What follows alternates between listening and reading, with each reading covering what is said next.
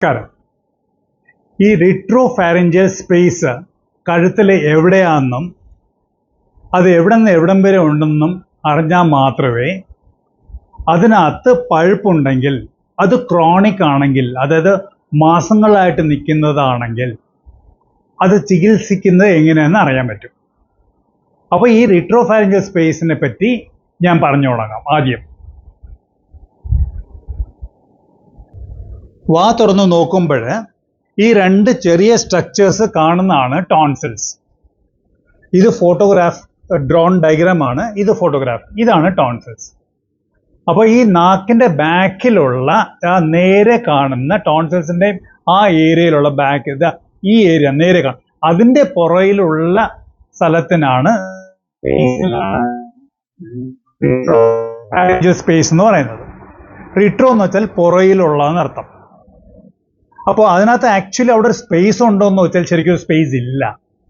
ഒരു ബലൂണ് കൊളാപ്സായി കിടക്കുന്നത്, വീർപ്പിച്ചു മുമ്പേ കൊളാപ്സായിട്ട് കിടക്കുന്നത് പോലെ നമ്മൾ വീർപ്പിച്ചാൽ സ്പേസ് ഉണ്ടാവും.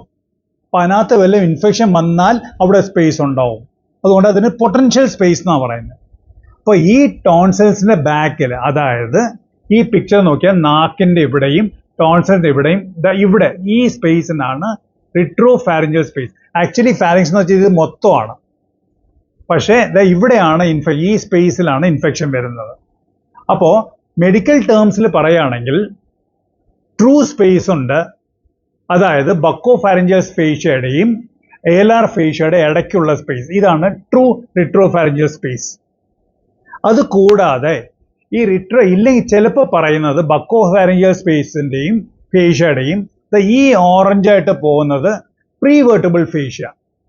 ബക്കോഫാരിഞ്ചൽ ആൻഡ് പ്രീവേർട്ടിബിൾ ഫേഷ്യയുടെ ഇടയ്ക്കുള്ള സ്പേസിനും മൊത്തത്തിൽ റിട്രോഫാരിഞ്ചൽ സ്പേസ് എന്നും പറയും. അപ്പോൾ ഈ സ്പേസ്, പൊട്ടൻഷ്യൽ സ്പേസ്, വേറെ ഇതുപോലെ ഒരുപാട് സ്പേസസ് ഉണ്ട്. അതായിട്ട് കമ്മ്യൂണിക്കേഷൻസ് ഉണ്ട്. ഇപ്പോൾ ആ ഏരിയയിൽ വരുന്ന ക്രോണിക്കായിട്ട് വരുന്ന ആപ്സസിനാണ് ക്രോണിക് റിട്രോഫാരിഞ്ചൽ സ്പേസ് ആപ്സസ് എന്ന് പറയുന്നത്. അതിൽ ഏറ്റവും കോമൺ കാരണം കഴുത്തിലുള്ള എല്ലിൻ്റെ ടി ബി ആണ് ഏറ്റവും കൂടുതൽ കാരണം.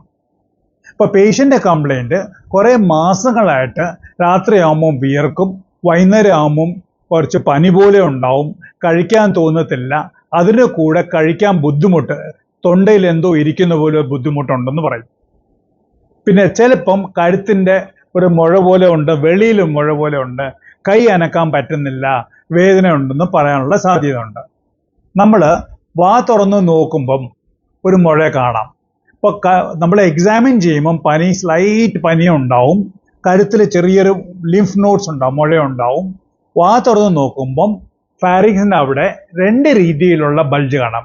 ഒന്നിൽ അത് സെൻട്രലായിരിക്കാം, അല്ലെന്നുണ്ടെങ്കിൽ ഒരു വശത്ത് മാത്രമായിരിക്കും. അങ്ങനെ രണ്ട് ടൈപ്പ് കാണാറുണ്ട്. അപ്പോൾ അത് നമ്മളിപ്പോൾ ട്രീറ്റ് ചെയ്യണം. ട്രീറ്റ് ചെയ്യുന്നത് ടെസ്റ്റ് ചെയ്യണം. CBC, ESR, C റിയാക്റ്റീവ് പ്രോട്ടീനിൽ CBC ആസിഡ് ചിലപ്പം ലിംഫോസൈറ്റ്സ് കാണും, ESR കൂടുതലായിരിക്കും. എക്സ്റേ വേണം, പക്ഷെ നിർബന്ധമായിട്ട് CT സ്കാൻ നെക്ക് വേണം.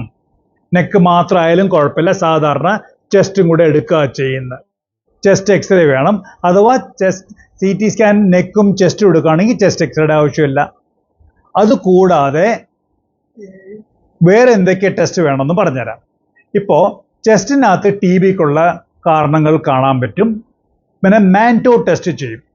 അതായത് PPD എന്നും പറഞ്ഞ് ഒരു സ്കിന്നിൻ്റെ ഇൻട്രാഡെർമലായിട്ട് നമ്മൾ ഇഞ്ചെക്ട് ചെയ്യും, പ്യൂരിഫൈഡ് പ്രോട്ടീൻ ഡെറിവേറ്റീവ്. അത് ഇഞ്ചെക്ട് ചെയ്ത് 3 ദിവസം കഴിഞ്ഞ് അതിൻ്റെ എത്ര അളവെന്ന് മെഷർ ചെയ്യും. അത് പോസിറ്റീവ് ആവാൻ ചാൻസ് ഉണ്ട് പേഷ്യൻറ്റിന് TB ഉണ്ടെങ്കിൽ. അതുകൂടാതെ പേഷ്യൻ്റെ കഫം ടെസ്റ്റ് ചെയ്യണം. അത് രാവിലെ എണീച്ച ഉടനെ ടെസ്റ്റ് ചെയ്യുന്ന കഫം വേണം. അടുപ്പിച്ച് 3 ദിവസം വേണം. അതിനകത്ത് AB സ്റ്റെയിനിങ് ചെയ്യും. പോരാതിന് PCR CB NAT ടെസ്റ്റും ചെയ്യും. അഥവാ കഫം ഒട്ടും ഇല്ലെന്ന് പറയുകയാണെങ്കിൽ അഡ്മിറ്റ് ചെയ്ത്, അല്ലെങ്കിൽ ഡേ പ്രൊസീജിയറായിട്ട് എൻഡോസ്കോപ്പി ചെയ്ത് ബ്രോങ്കോസ്കോപ്പി ചെയ്ത് ലങ്സിൽ നിന്ന് ലവാജ് എടുത്തിട്ട് അതിൻ്റെ AB സ്റ്റെയിന് ഇല്ലെങ്കിൽ PCR CB നാറ്റ് ടെസ്റ്റ് ചെയ്താൽ അറിയാൻ പറ്റും. അതല്ല ഇതുപോലെ മുഴ പോലെ ഉണ്ടെങ്കിൽ അത് പഴുപ്പ് നമ്മൾ നീഡിൽ വെച്ച് എടുത്തിട്ട് ഇതിൻ്റെ AB സ്റ്റെയിനും അതിൻ്റെ കൂടെ തന്നെ CB നാറ്റ് PCR CB നാറ്റ് ടെസ്റ്റും ചെയ്യും. ഇതിൽ ഏതെങ്കിലും പോസിറ്റീവ് വരും, ട്യൂബർകുലോസിസിൻ്റെ പോസിറ്റീവ് വരും. അതുപോലെ കൾച്ചർ ഇനോക്കുലേഷൻ കൾച്ചറും ചെയ്യാൻ പറ്റും. ഇത് CT സ്കാനാണ്. അതിനകത്ത് പസ്സും കാണാൻ പറ്റും. TB വന്നുകൊണ്ട് ആ പേഷ്യൻ്റെ എല്ല് പോയിട്ടുണ്ട്, അത് ക്ലിയർ ആയിട്ട് കാണാൻ പറ്റും. അപ്പോൾ ഇതിൻ്റെ ട്രീറ്റ്മെൻറ്റ് എന്ന് പറഞ്ഞത് ആ പഴുപ്പായിട്ട് തന്നെ ഉണ്ടെങ്കിൽ ആ പഴുപ്പ് ഇളക്കിയേ പറ്റൂ. അക്യൂട്ട് റിട്രോഫാരിഞ്ചൽ ആബ്സസ് നമ്മൾ വാ വഴിയാണ് ഡ്രെയിൻ ചെയ്യുന്നത്. പക്ഷെ ക്രോണിക് TB ആണെങ്കിൽ അങ്ങനല്ല, കഴുത്തിലെ വെളിയിൽ ഈ ഭാഗത്ത് വെച്ചിട്ടാണ് ഡ്രെയിൻ ചെയ്യുന്നത്. ഡ്രെയിൻ ചെയ്ത് ആ പഴുപ്പ് മൊത്തം ഇളക്കുകയും വേണം. പിന്നെ TB റെജീം മെഡിസിൻ 6 മാസം അല്ലെങ്കിൽ 9 മാസം മെഡിസിൻ എടുക്കുകയും വേണം. അഥവാ കഴുത്തിൻ്റെ എല്ല് ഡാമേജ് ആണെങ്കിൽ ഓർത്തോപീഡിക് സർജൻ വന്ന് അതും കൂടെ ശരിയാക്കുന്നതായിരിക്കും. എന്നാലേ കംപ്ലീറ്റ് മാറത്തുള്ളൂ. ENT ഭാഗത്ത് നിന്ന് നമ്മൾ പഴുപ്പ് ടെസ്റ്റ് ചെയ്ത് കൺഫേം ചെയ്ത് തരും.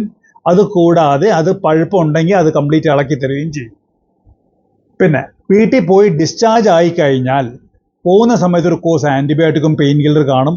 പക്ഷേ പോയി കഴിഞ്ഞിട്ട് അഥവാ പനി കൂടുന്നുണ്ടെങ്കിലോ കഴിക്കാൻ ബുദ്ധിമുട്ടുണ്ടെങ്കിലോ കഴുത്ത് അനക്കാൻ പറ്റുന്നില്ല, ചുമയുണ്ട്, ശ്വാസമുട്ടൽ, അങ്ങനെ വല്ലതും പുതിയതായിട്ട് ഓപ്പറേഷൻ കഴിഞ്ഞിട്ട് തുടങ്ങുകയാണെങ്കിൽ വെയിറ്റ് ചെയ്യരുത്, ഉടനെ തന്നെ തിരിച്ചു പോകണം. ചിലപ്പം അത് ഇൻഫെക്റ്റഡ് ആയി കാണും, അത് വീണ്ടും ഡ്രെയിൻ ചെയ്യേണ്ടി വരും. അങ്ങനെ വരാൻ സാധ്യതയുണ്ടോയെന്ന് വെച്ചാൽ സാധ്യത ഒരുപാട് കുറവാണ്. പക്ഷേ അറിഞ്ഞിരിക്കുന്നത് നല്ലതാണ്. ഉടനെ തിരിച്ച് ചെല്ലണം. ഡോക്ടർ നോക്കിയിട്ട് എന്താ വേണ്ടതെന്ന് നോക്കിയിട്ട് അത് ഡയഗ്നോസ് ചെയ്യുന്നതായിരിക്കും. ഇങ്ങനെയാണ് ക്രോണിക് റിട്രോഫാരിഞ്ചൽ ആബ്സസ് എന്ന് പറഞ്ഞ കണ്ടീഷൻ നമ്മൾ ട്രീറ്റ് ചെയ്യുന്നത്. നമസ്കാരം.